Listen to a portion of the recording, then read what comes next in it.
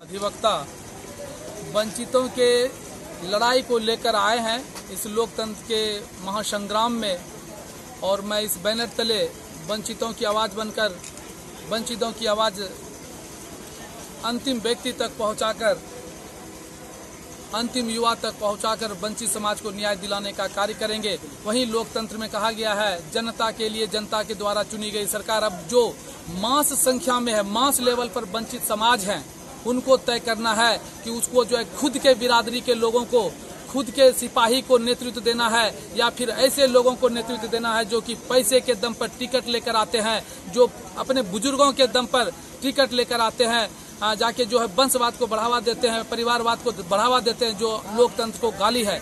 लोकतंत्र को स्थापित करने के लिए कहलगांव विधानसभा के सारे जनता को लोकतंत्र का सिपाही बनकर सही कर्तव्य का निर्वहन करना होगा। ऐसे लोगों को वोट दीजिए जिसे अपना फंडामेंटल राइट पता हो, जिसको सामाजिक न्याय का ज्ञान हो, समाजवाद का ज्ञान हो, समरसता का ज्ञान हो, समता मूलक समाज का निर्माण कर सके। वहीं लोकतंत्र को समझता हो, लोकतंत्र में प्रतिनिधि का कर्तव्य समझता हो। वहीं जाके अगर मान लिए वह सरकार में नहीं आता है, विपक्ष में आता है, तो कहता है कि हम की सरकार में छिया, हम तो विपक्ष में छियो, हमरा की सरकार बने लो, हमरा वोटे नहीं दिलो हमरो पार्टी का, तो हम सरकार में नहीं छियो। मुख्य मुद्दा क्या होगा? मेरा मुख्य मुद्दा है वंचितों की आवाज बनकर वंचितों को, दलितों को, शोषितों को, उपेक्षितों को सामाजिक न्याय देना, उसे स्थापित कर उसके सम्मान की रक्षा करना, उसको उसका अधिकार सरकार द्वारा दी गई योजनाओं को जो है वंचितों तक पहुंचाकर उसे जाके जो उसका विकास करना, उसकी सुरक्षा करना। उसे अंतिम व्यक्ति हमारे गांधी जी ने कहा, यह जो देश है गांधी के सपनों का देश है, विवेकानंद का देश है, बाबा अंबेडकर साहब का देश है। मैं उन्हीं के निमित्त कार्य कर रहा हूं। मैं अंतिम व्यक्ति को शिक्षा, चिकित्सा, सुरक्षा, पर्यावरण देना पर कार्य करना चाहता हूं, देना चाहता हूं। वहीं कहलगांव विधानसभा को भय, भूख, भ्रष्टाचार मुक्त करना चाहता हूं।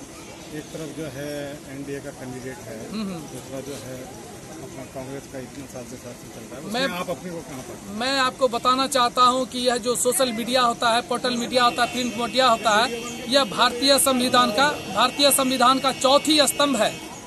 और अगर यह मीडिया नहीं रहे तो भ्रष्टाचार का जो कहां सातवें आसमान में होगा इसका कोई, यह एक मीडिया ही ऐसा स्रोत है जो कि भ्रष्टाचार, अराजकता को सार्वजनिक कर उसे समन करने का, कुचलने का काम करता है। नेता कुछ नहीं करता है।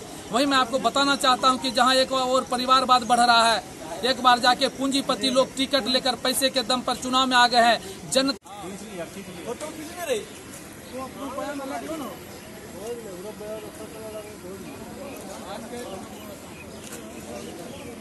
मित्र जिंदाबाद।